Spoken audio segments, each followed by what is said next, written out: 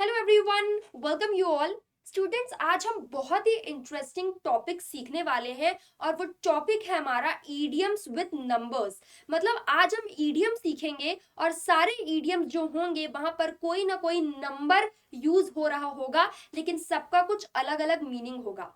Right तो चलिए start करते हैं आज के इंटरेस्टिंग सेशन को और देखते हैं कि ईडियम्स विद नंबर्स में कौन से ईडियम्स है और कौन से ईडियम्स कौन से नंबर के साथ यूज होते हैं और सबका मीनिंग क्या है। राइट तो चलिए स्टार्ट करते हैं। फर्स्ट वन देखते हैं। सबसे पहला आ जाता है टू बी टू माइंड्स। अगर आप इस ईडियम में देखें तो यहाँ पर टू ये नंबर यूज किया गया है TWO। तो टू बी टू माइंड्स का मतलब क्या होता है, सबसे पहले हम ये देखते हैं। राइट तो इसका मीनिंग है be enable to decide between alternatives. To be in two minds का मतलब होता है दुविधा में होना। फॉर एग्जाम्पल आपके पास तीन चार चॉइसेस है कि आपको इनमें से कोई एक सिलेक्ट करना है। अब आपका दो माइंड हो गया, आप दुविधा में आ गए कि यार क्या चूज करूं, मुझे तो सभी अच्छा लग रहा है। तो to be in two minds का मतलब होता है क्या, दुविधा में होना। तो जब भी आप दुविधा में रहेंगे, जब भी आपको लगेगा कंफ्यूजिंग स्टेट में है, तो आप ये वाला ईडियम यूज कर सकते हैं। एंड आप बिल्कुल यूज करिएगा अपने इंग्लिश को और बूस्टअप करने के लिए। यहाँ पर मैं एक सेंटेंस भी आपके सामने यहाँ पे प्रेजेंट कर रही हूं ताकि आपको आसानी हो जाए एक सेंटेंस बनाने में। राइट तो यहाँ पर सेंटेंस क्या है, I am in two minds about whether or not to go to the party tonight. I am sure it will be fun but I have a lot of work to do. So यहाँ पर इस idiom का मतलब क्या है कि मैं बड़ी दुविधा में हूं। क्या लिखा हुआ है, मैं बड़ी दुविधा में हूं किस चीज को लेकर, कि पार्टी में जाऊं कि नहीं। मतलब मुझे पता है पार्टी में मजा तो आने वाला है। यहाँ पे क्या लिखा है, I am sure it will be fun. मुझे पता है कि पार्टी में मैं जाऊंगा तो मुझे जरूर मजा आएगा, बट मेरे पास बहुत सारे काम भी है करने के लिए।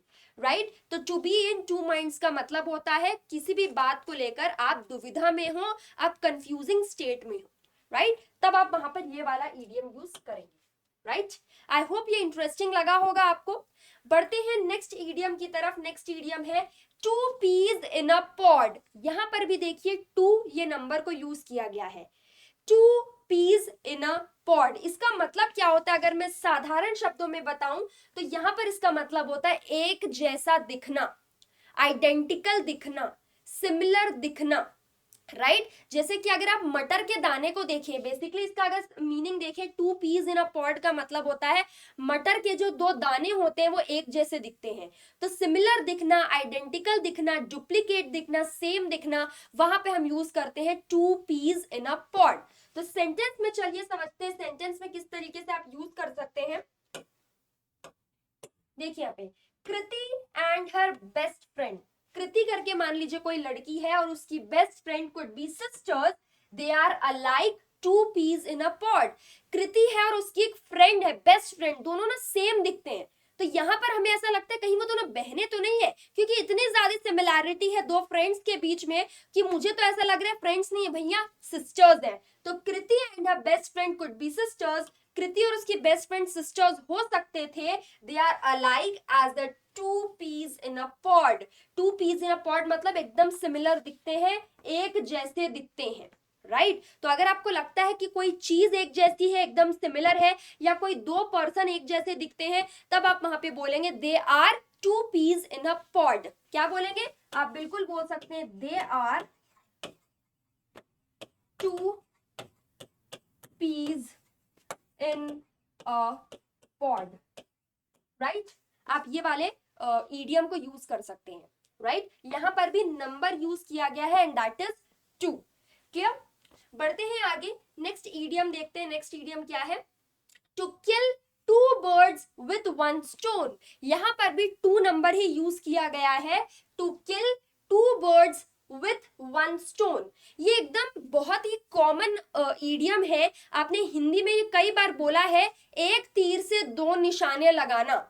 एक तीर से दो निशाने लगाने का मतलब अंग्रेजी में होता है क्या, to kill two birds in one stone, यानी एक स्टोन से दो चिड़िया को मारना, ये होता है इसका मतलब। ठीक है तो अगर इसका मीनिंग अगर मैं बताऊं, to succeed in achieving two things in a single action. कोई भी दो चीज को आप हासिल कर लेते हो एक ही एक्शन से। एक ही एक्शन से जब आप दो चीजें हासिल कर लेते हो तो आप क्या बोलोगे, एक तीर से दो निशाने लगाना।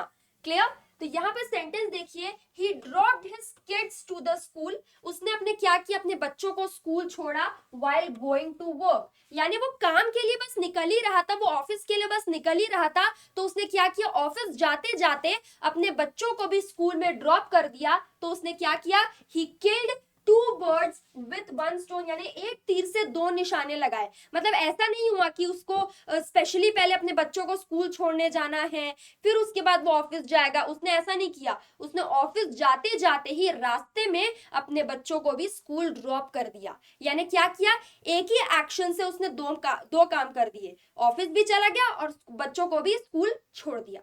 राइट? तो यहां पर आप इस तरीके से इस इडियम को यूज करेंगे, to kill two birds with one stone. And I request all of you कि आप एक एक कमेंट में एक एक सेंटेंस जरूर बनाइएगा। ठीक है? ओके, बढ़ते हैं नेक्स्ट इडियम की तरफ। चलिए नेक्स्ट इडियम देखते हैं क्या है। It takes two to tango. ये मुझे बहुत पसंद है ये इडियम, it takes two to tango. सबसे पहली बात तो ये है कि टैंगो जो होता है, टैंगो बेसिकली जो है डांस फॉर्म है। ठीक है? टैंगो क्या है, बेसिकली एक डांस फॉर्म है और इस डांस फॉर्म में पार्टनर की जरूरत होती है। यानी ये डांस एक अकेला व्यक्ति नहीं कर सकता, इसमें पार्टनर की जरूरत होती है। जैसे सालसा में पार्टनर की जरूरत होती है, वैसे ही टैंगो एक डांस फॉर्म है जहां पे पार्टनर की नीड होती है। यहाँ अकेले आप वो डांस को नहीं कर सकते। तो यहाँ पर it takes two to tango का मतलब क्या होता है, एक हाथ से ताली नहीं बजती। एक हाथ से ताली नहीं बजती का मतलब यहाँ पे ये सेंस देता है कि मान लीजिए दो लोगों के बीच में लड़ाई हो रही है बहुत जोरदार तरीके से और दोनों एक दूसरे पे इल्जाम लगा रहे, तुमने गलती की थी, तुमने गलती की थी। तो यहाँ पर क्या होता है, किसी एक की गलती नहीं होती है, दोनों का इक्वली उसमें कुछ ना कुछ मिस्टेक हुई होगी तभी लड़ाई हुई होगी। तो कहने का मतलब यह है कि एक हाथ से ताली नहीं बजती, मतलब वहां पर दो लोगों का, तीन लोगों का, यानी जितने भी लोग वहां पर है सबका इन्वॉल्वमेंट होगा ही होगा। ठीक है? जैसे कि both parties involved in a situation or arguments are equally responsible for it। मान लीजिए दो लोग खड़े हैं और दोनों के बीच में लड़ाई हो रही है, तो उस लड़ाई के जिम्मेदार वो दोनों है। किसी एक को आप नहीं कह सकते कि उसी की अकेले की गलती थी, तो दोनों की वहां पे रिस्पॉन्सिबिलिटी थी। ठीक है? तो वहां पर क्या बोलेंगे, it takes two to tango. Clear? तो यहाँ पे सेंटेंस देखते हैं, don't blame me for the argument. Argument का मतलब होता है बहस। इस बहस के लिए तुम मुझे जिम्मेदार मत ठहराओ, मुझे ब्लेम मत करो। It takes two to tango, you are equally responsible. तुम भी तो बहस कर रहे थे ना, तुम कहाँ शांत थे। It takes two to tango का मतलब है कि तुम भी उतनी ही बहस कर रहे थे जितनी मैं कर रही थी, तो अकेले मुझ पे ब्लेम मत डालो। It takes two to tango. Clear? तो इस तरीके से आप इस इडियम को यहां पर यूज करेंगे। ओके, बढ़ते हैं आगे। आगे आते हैं, नेक्स्ट इडियम देखते हैं। अभी तक हम टू टू वाले जितने भी थे नंबर्स के साथ देख रहे थे इडियम। अब आ जाते हैं 6 फीट अंडर।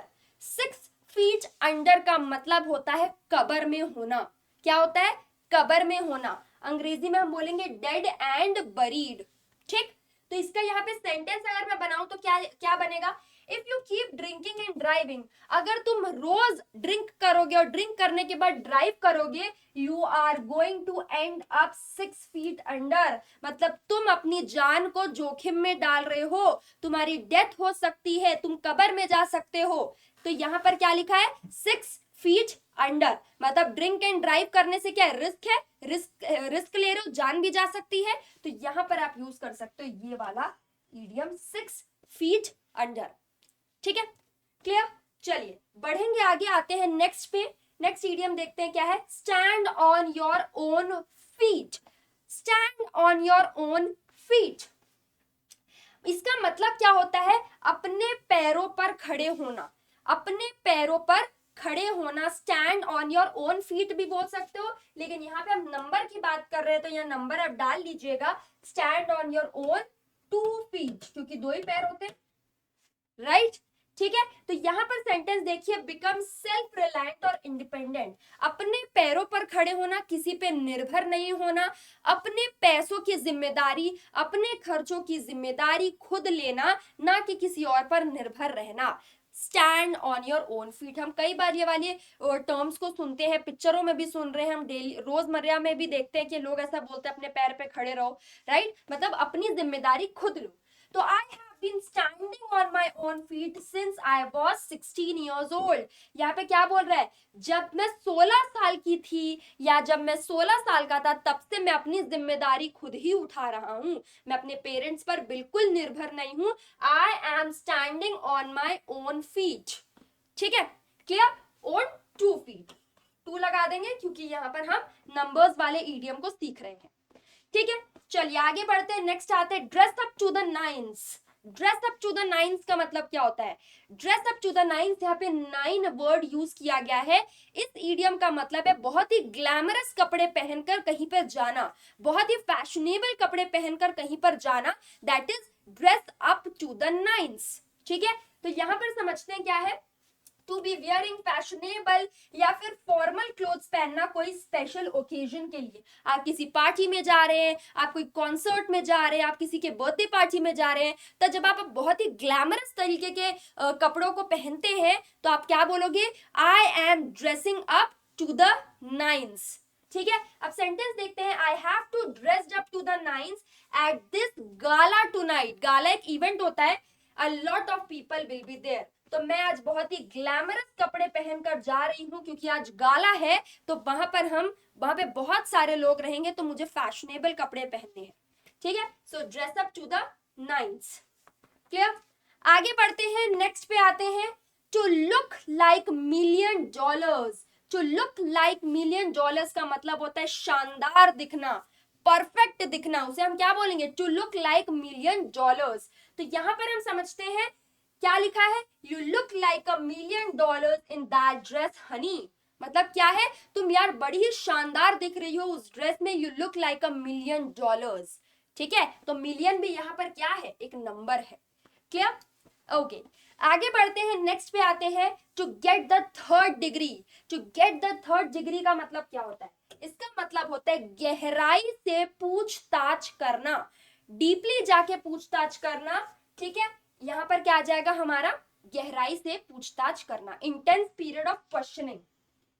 ठीक है, क्लियर, तो यहां पर सेंटेंस समझते हैं, mom always gives me a 3rd degree when I get home late. जब भी मैं घर देरी से जाती हूँ ना, या जब भी मैं घर देरी से जाता हूँ, मेरी मम्मी मुझे 3rd डिग्री देती है। तो 3rd डिग्री देने का मतलब मारना नहीं होता है, 3rd डिग्री का मतलब होता है पूछताछ करना, भैया कहाँ थे, इतना लेट कैसे हो गया, किधर थे भाई। तो यहाँ पर क्या है, मेरी मॉम 3rd डिग्री देती है, तो यहाँ पर आगे इस तरीके से आप ईडियम यूज करेंगे। नॉर्मली 3rd डिग्री का मतलब हम मारना पीटना सोचते हैं, लेकिन नहीं, गहराई से इंटेंस तरीके से डीपली पूछताछ करना, कहाँ थी, किसके साथ थी, कौन थी, ये सारी चीजें जब हम पूछते हैं। नॉर्मली पुलिस जो होती है वो ये करती है चोर के साथ या कोई भी मुजरिम के साथ। ठीक है, चलिए नेक्स्ट पे आते हैं, हैव वन ओवर द 8।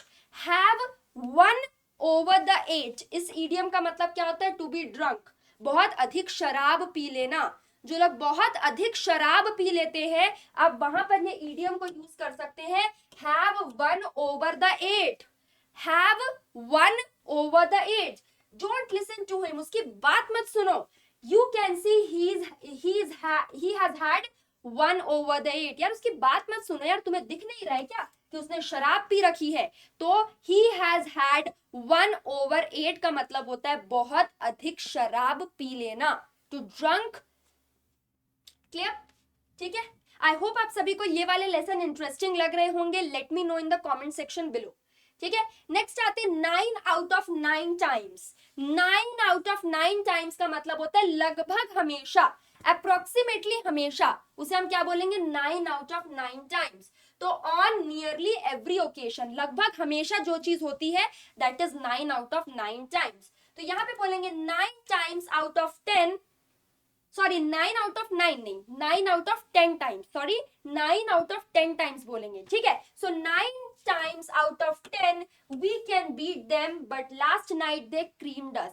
यानी 10 में से 9 बार, 10 में से 9 बार तो मैंने उसे हरा दिया। बीट का मतलब मारना नहीं होता है, बीट का मतलब यहाँ पे हरा देना होता है, बट पिछली रात उसने मुझे हरा दिया। मतलब कहने का मतलब क्या है, लगभग मैं उसे हमेशा हरा देती हूँ या लगभग मैं उसे इस गेम में हमेशा हरा देता हूँ, लेकिन यार इस बार बैड लक हो गया, हार्ड लक हो गया, इस बार तो उसने ही मुझे हरा दिया। तो 9 out of 10 times. Clear? I hope आपको ये सारे के सारे ईडियम्स क्लियर हो गए होंगे, नंबर वाले ईडियम्स आप सभी को क्लियर हो गए होंगे। कैसा लगा सेशन कमेंट सेक्शन में मुझे जरूर बताइएगा। मिलेंगे नेक्स्ट सेशन में with another amazing topic. Thank you so much.